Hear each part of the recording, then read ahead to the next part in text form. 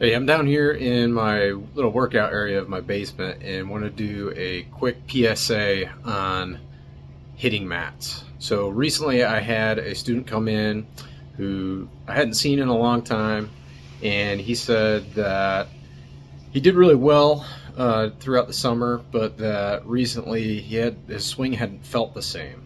And he didn't know what changed, but he knew just it didn't feel as good as when he was hitting really well.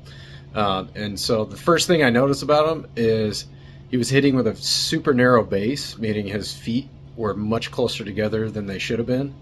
And so I asked him, do you hit a lot on a space where you have a narrow mat or very little room to stride out to your normal position?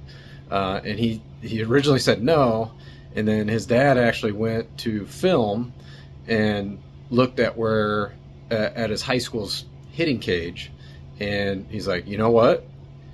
Take a look at this. And he showed me, and it was a similar setup to what I have right here.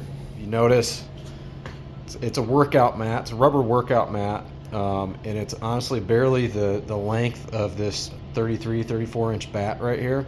And I just laid that down there for perspective, but most people stride similar to a bat length, which is usually about twice your hip width. So if you're really pressed where you have to, even if it's, a little past where you're typically going to stride, you're going to try to shorten up a little bit just to make sure you don't step on, concrete or a gym floor, like in this student's case. And it can really affect your swing if you do it a lot.